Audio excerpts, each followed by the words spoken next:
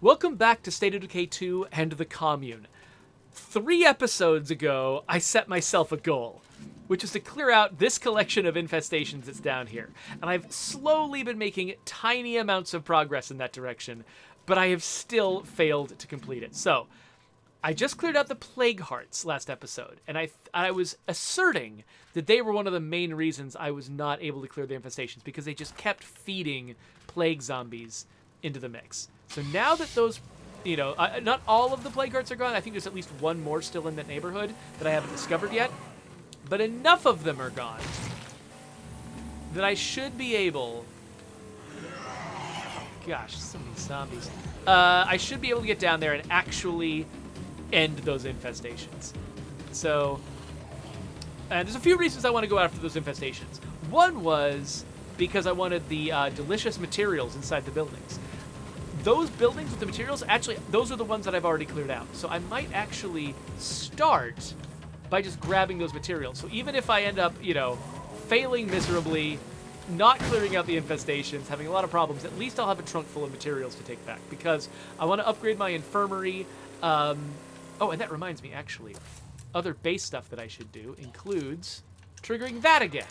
Because every time I trigger that, not only do I get more influence for everything I do out here, it also means that my computer's character gets their computer skill leveled up, which is good because I really want to clear out the Clio drop in Rusty Rosie's, and that takes programming. And right now I have a character who's an expert in computers, but they're not an expert in programming yet, and programming is the skill I need. So we're going to keep triggering that little broadcast dealie until morale improves. No, until their skill levels up.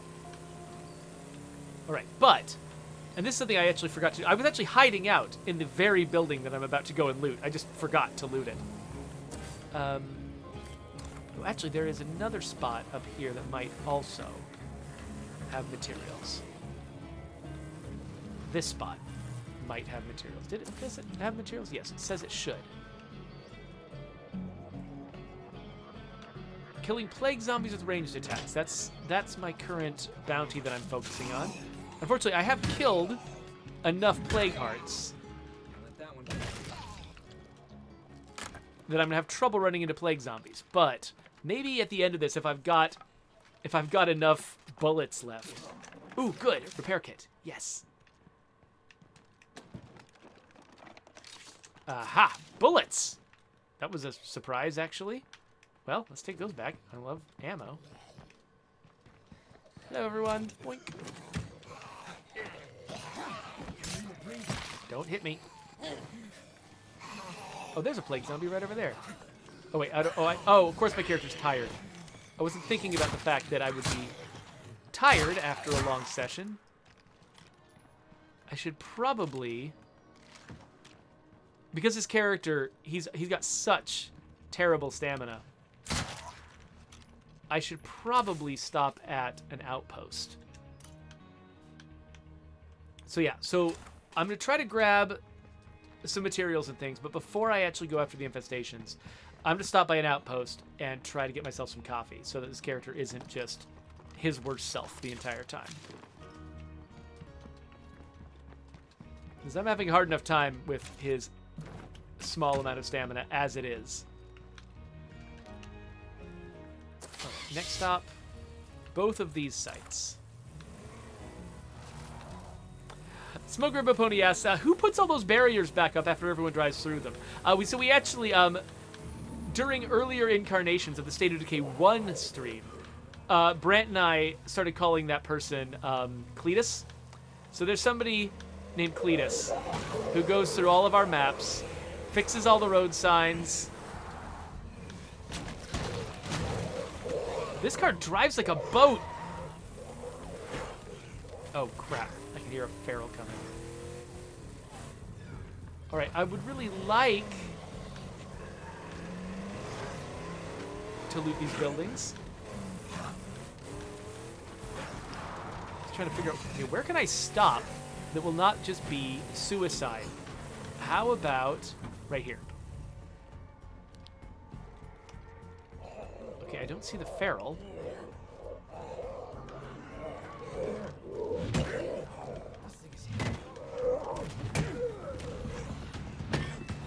Oh, there he is. Crap. Get out of this animation now. Crap. Crap, crap, crap, crap, crap. Get off.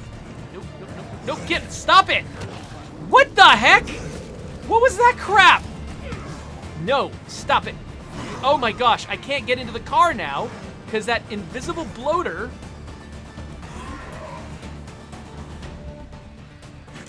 Okay. Oh my gosh. That was terrible.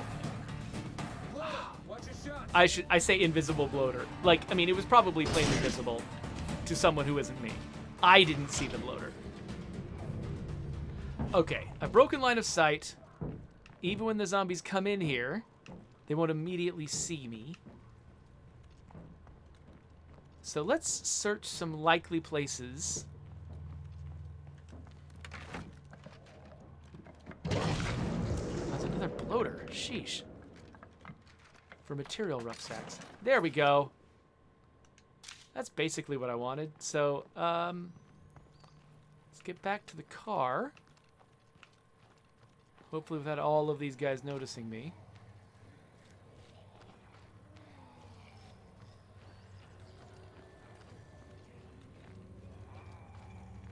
La Coalición, I don't really answer questions about staffing and budgets and things like that. Sorry about that. Like,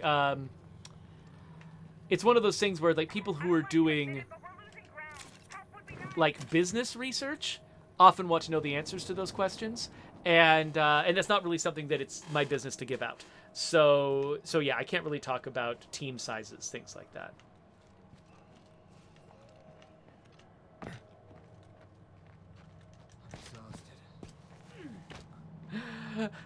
V Falcon is asking very vague questions about State of Decay 3 and giving me smiley faces, meaning I'm assuming that you're not actually expecting me to answer those questions because I'm not going to be able to.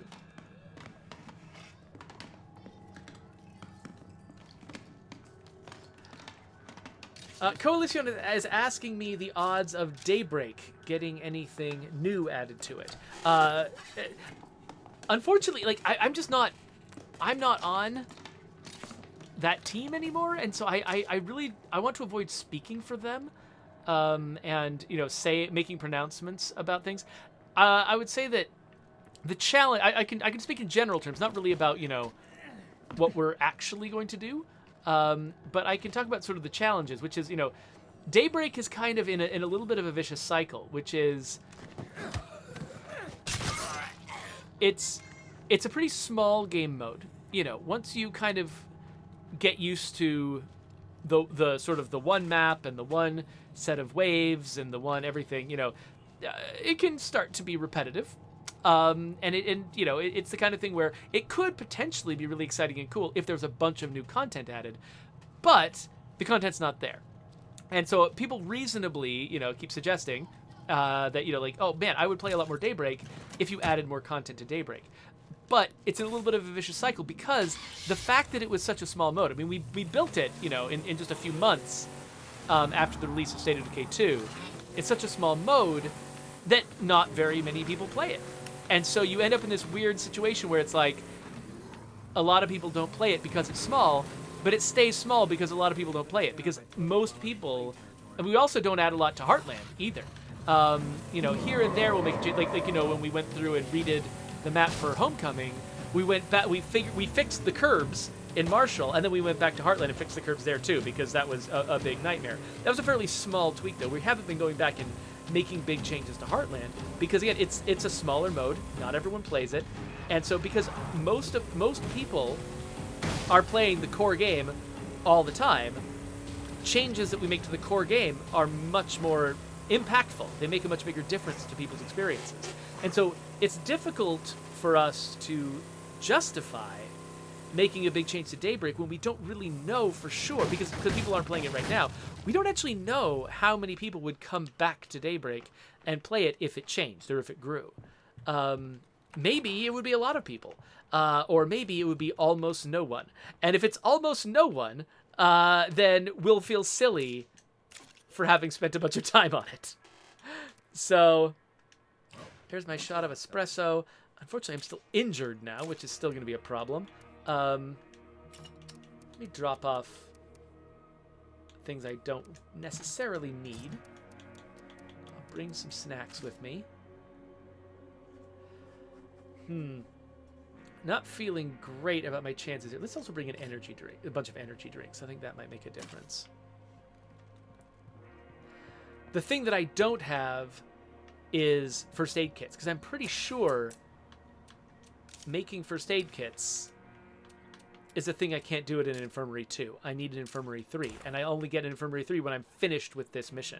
So my injuries are basically set in stone for the moment. Oh, wait a minute. I could use some gas, though. Let's grab some gas.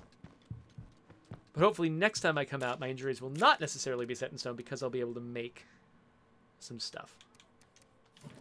All right.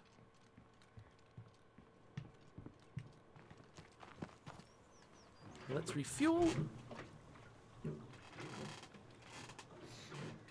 Oh, Tight Metal asks, what was the name of that art book in the background again? I was interested in taking a look at it. You're talking about Komorebi. That's Komorebi. I don't know what it means, but it's the name of Jamila Knopf's art book. If that's the one you were looking at, I've got other art books, but I think they're all spine out. I don't think that they're showing off like that. Yeah, but Jamila Knopf, whose name begins with a D, it's DJ Milla. Knopf starts with a K. She's just got nothing but silent letters in her name. Is this the right direction? Nope, not the right direction. She's a really great artist. She does art that a lot of people compare to, say, Studio Ghibli, in terms of sort of the kind of just the accessible, emotionally connecting humanness of the characters. It's like it's got kind of an anime vibe to it, but it's got the sort of the friendliness of a Studio Ghibli character. But she also, I mean, has these painted backgrounds and is particularly good at like making sort of sun-dappled terrain. Like you know, the sun is shining through a tree, and so you're seeing complicated shadows of, you know, brightness and dimness on somebody. Like, she's just really good at doing a lot of that stuff. Oh wait, oh, these are bad guys shooting at me. Okay, I'm panicking, which means I'm driving badly. Okay, you know what? We're not going to do this infestation first, because I've already drawn aggro from those enemies. So instead, let's start further down.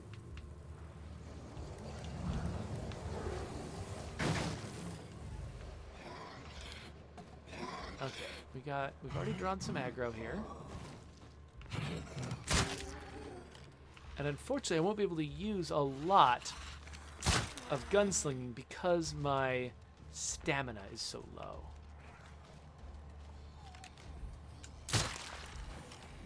And it looks like, oh, this place still has got the plague heart problem.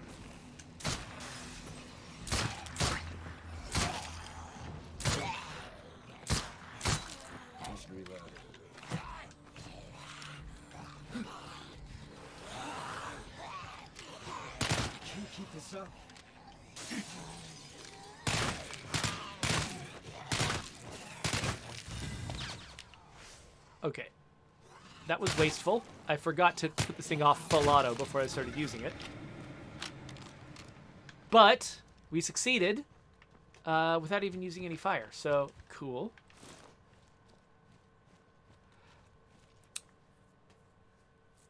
Oh, so Type Metal says that apparently he just translated Komorebi. It apparently means son of Levi?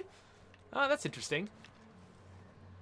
So La Coalition has a question. It says, so it has frequently been mentioned by Undead Labs that there's an intention to add ways to get prestige on the main game, but it's not at the top of the list right now. How likely do you believe it is for it to be done this year?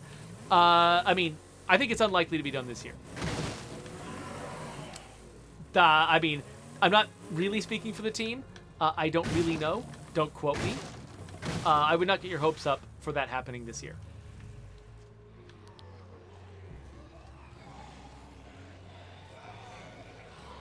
But it is something that, you know, I would be surprised if it never happened. Because it is, I mean, from the very beginning, it has been our... Well, what the heck was that? Oh, it vomited at me.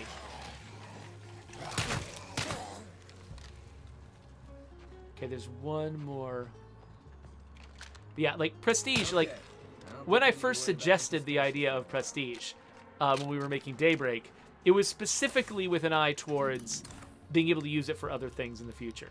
So we've never done that. We never paid off on that. But that is what it's kind of for. So I would be surprised if we never did it. I mean, nope. I can't, again, I'm not on that team. And even if I was on that team, I wouldn't make any promises because there's just always surprises, right? Like you want to be able to tell people exactly what you're going to do, but also plans change, and if you had asked me at the time Daybreak came out, if we were going to very soon find some way to integrate Prestige elsewhere into the game, I would say yes, absolutely. And I would have been wrong. We ended up making a bunch of other priority decisions instead. So I hesitate to try to give you any real confidence about it because whatever I'm thinking right now, especially not being on the team, could easily be wrong. Okay, we've got a whole host of ferals coming.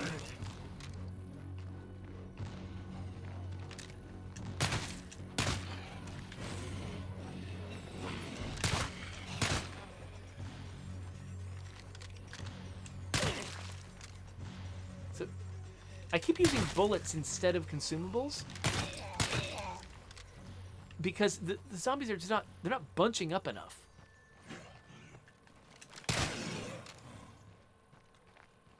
But okay, how many zombies are in this thing? Still a bunch. Oh, and there's a feral. There we go. All right, so let's throw some firecrackers and stick a mine on them. Just because I feel like it. Just because it's what I've been clearly planning to do for a really long time, and I should actually do it. Unfortunately, it hit the first zombie that came out instead of killing lots of them. So it was a giant waste.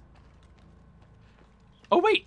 It's clear, but I can't really secure this place with a plane car so close by. Oh, look at that! Okay. Looks like that did it. It was probably one of those weird spring-loaded infestations that just sort of dies when you get close to it. But I'll pretend that it was the mine. It was the mine that did it.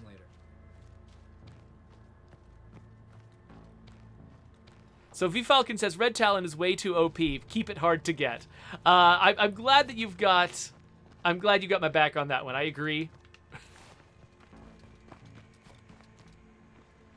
And I appreciate you saying so. Okay, so now the question is, can I take out the infestation? There's a juggernaut nearby and also hostiles. I think the answer is, who knows? But I think that if I want to do it, I'm probably going to have to do it stealthily, which means I should leave the car behind.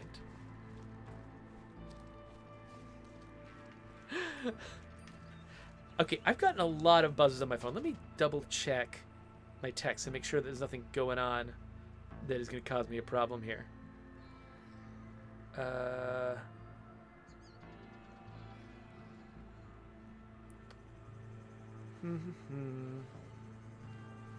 Okay, I think we're good.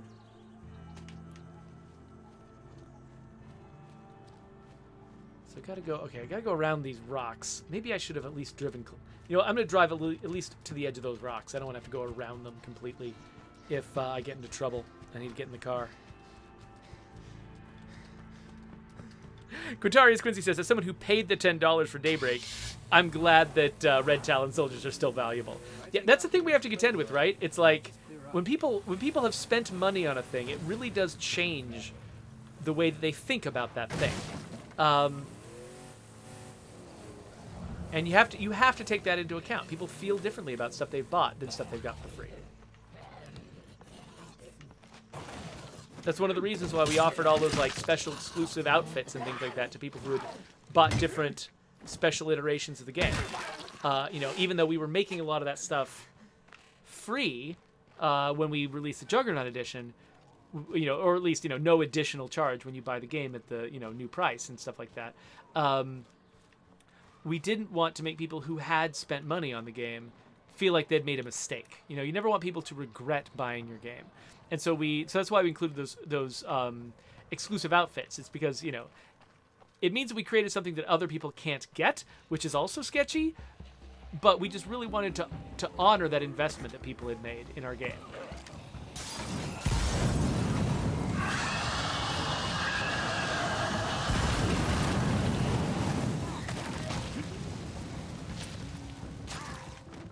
Okay, we didn't kill one of the screamers.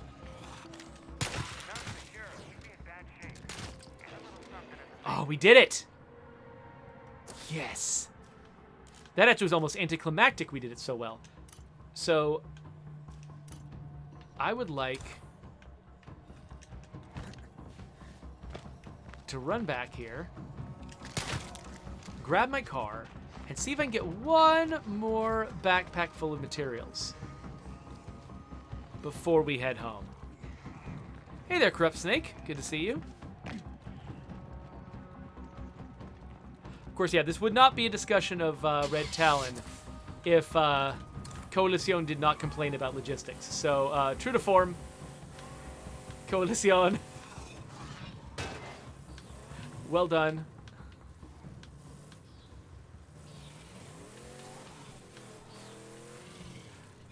Type Metal is asking me questions about what platforms I think State of Decay 3 will be on, and as I've said in other occasions, I'm not answering questions about State of Decay 3.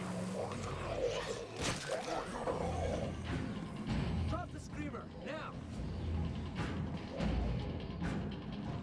Okay, well, this might not work as well as I thought because I'm surrounded by hordes. Get 17 bullets left. Some folks are coming through these windows. I just want to find a nice... Ah, okay. Camera went wonky. Don't know what's going on now.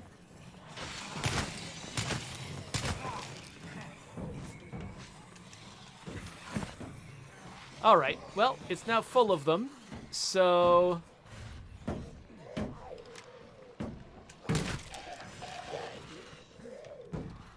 maybe I just need to lead him away. Be somewhere else.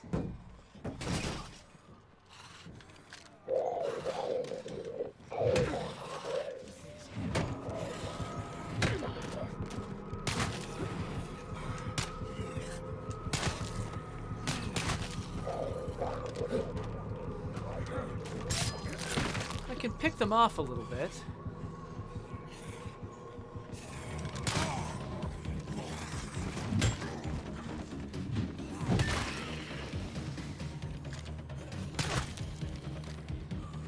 Starting to run seriously low on the bullets.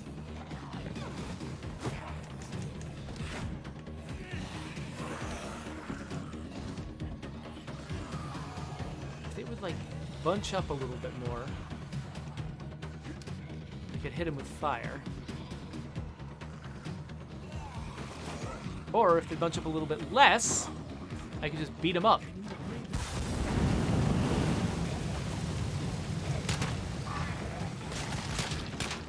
Okay, how about I just miss with every shot? How does that sound?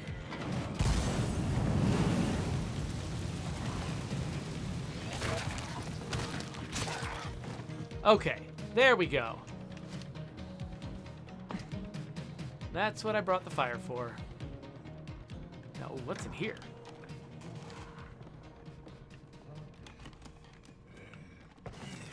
Maybe we can trade this to someone. All right. So that wasn't it. Oh. Save one bullet. There we go. That's what I wanted. Here goes my last shot. All right, no more bullets, but my car is not guarded. And it's time to head home. We have succeeded. We're carrying all the materials we can, I think. We're headed home with enough gas to make it. And we've defeated all the infestations. There's no more infestations. We did it. I am so excited right now. Uh.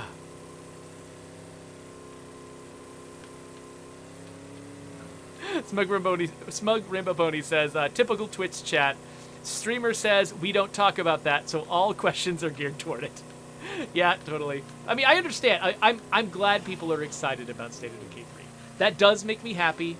You know, it means people believe in this franchise. It means people are invested. That's really cool. I feel bad that I can't answer any of your questions. Like, I'd be, you know, it would just be really, really unwise for me to try to answer your questions. So, I wish I could give you something. You know, I wish I could tell you things, but, you know, almost anything I told you now, just we'd all regret it. We would all regret it.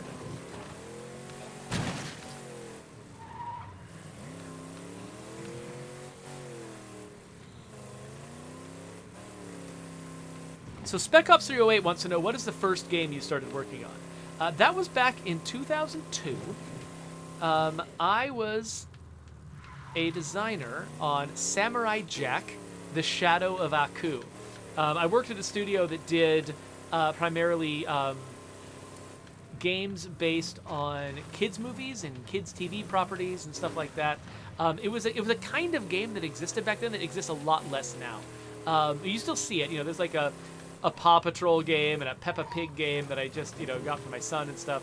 But those are kind of a little bit rarer. You know, it used to be that basically every movie that came out for kids, every animated movie, had a major console release. You know, that came out at the same time. And the problem was, over time, like, the kids who received those games as gifts came to learn that, by and large, like 90-95% of them were disappointments. You know, and that was because, you know, they were basically paid for out of the marketing budget of a movie. They were just there to sell the movie. They were not actually there to be a great game in its own right. And so they were budgeted accordingly and stuff. So, you know, so I spent most of my early career making games that were not really budgeted to be great. And, you know, that can be frustrating. Hello, freaky zombie. But, and so that was actually the first almost decade of my career I was working on games like that. So Samurai Jack Shadow of Aku was one of them. So if you did find an old version of that game to try out, I mean, don't expect much out of it. It was the very first game that I ever worked on. We didn't have a high budget. We didn't have a lot of time to iterate and try to get things right. But we did our best, you know, and we were proud of getting that game done on time. That was usually the metric that we were asked to hit. It's like, it's got to be in a box, functional, and on time. And that was successful. But yeah, there you go. Let's see here. Liquorlicion asks, what would you add as an Easter egg to State of Decay 3 if Undead Labs gave you the chance to add an Easter egg? Oh, I don't know. I mean, it's whatever I felt like in the moment, really. And I mean, I probably will at some point get a chance to add an Easter egg. I mean, you know, I've filled the name list in State of Decay 2 with Easter eggs. If I have anything to do with the name list in the next game, I'm sure I'll find ways to sneak Easter eggs in there. But again, no promises about how anything's going to work. That's just an example. That's not actually me saying anything about State of Decay 3. But I'm just saying, like, basically, anyone who makes any kind of content, like I had the name list in State of Decay 2, has the opportunity to sneak something in there that's meaningful to them, even if it's just meaningful to them. It doesn't have to be an Easter egg that everybody will understand.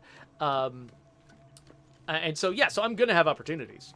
I don't know what they are, but I'm sure I'm going to have opportunities. But because I don't know what those opportunities are, I don't know what, you know, ultimately what content I'm going to be ultimately responsible for. I couldn't even begin to guess. Like, Easter eggs just tend to be made up. Like, usually somebody doesn't come to a game thinking, I've got this Easter egg that I am committed to putting into whatever game I'm working on, or whatever part of the game I'm working on, I'm putting this Easter egg into the game. We don't think that way. What we think is, oh, hey, I'm in charge of this part of the game now. I've got opportunities. What will I do with them? And then we make up Easter eggs on the spot based on that. So I couldn't tell you in advance, like, you know, what Easter eggs I would put into State of Decay 3, because I don't know in the end what parts of State of Decay 3 I'm going to have the most influence over. I don't know what parts of it, you know, I'll be making content for. There's just a lot of unanswered questions because we're still, you know, early in the process. So yeah, couldn't possibly answer that question. But there's a little insight into how Easter eggs work. So there you go.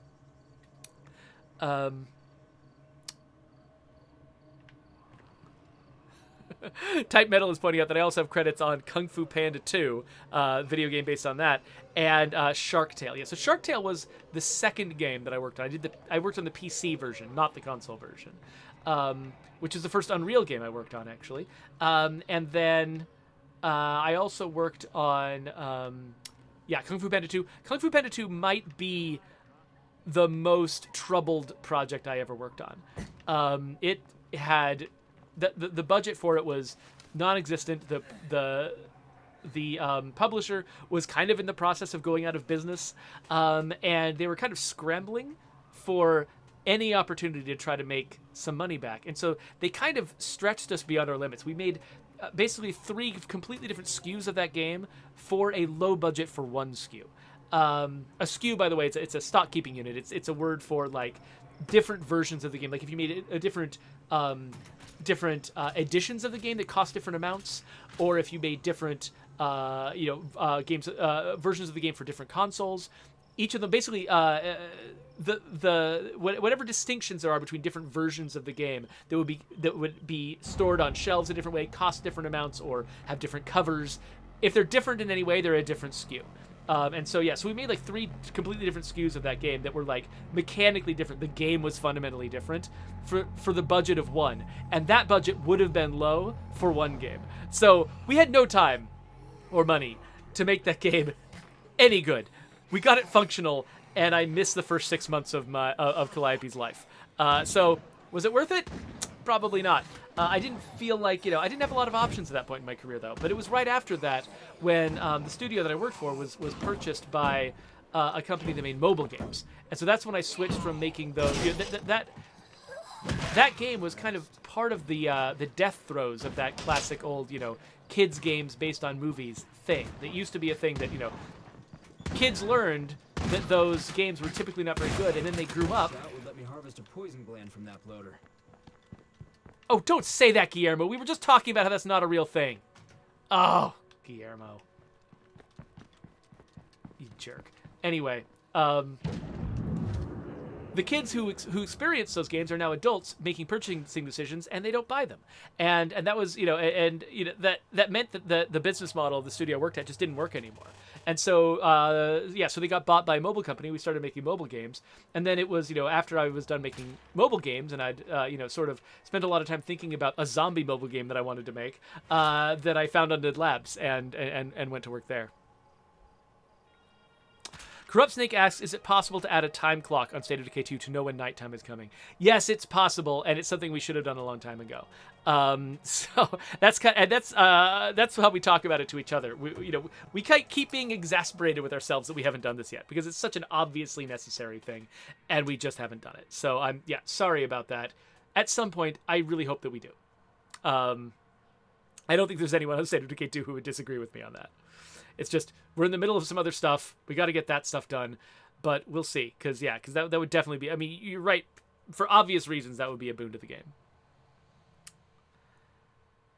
Yes, Space Case Mofo says, SKU number is like the barcode, right? Yeah, anything that needs a different barcode when you're when you're like keeping, stock, that needs a different SKU. That is a different SKU. That's what that is. So yeah, thank you for calling that out. La Coalición, I already refused to answer that question. So you might have missed part of the stream if you're asking that same question again. And I guess we should wrap this up. I'm tired. But we did, I thought that taking out those infestations was going to be the first episode we did today, and then I would have to move on to doing something else. Instead, we spent an entire 3 episodes just trying to knock out those infestations. But we did it, and I feel good about it, and now I have no idea what I'm doing next, but we'll figure it out next time. So, there's a subscribe button, there's the next video, and...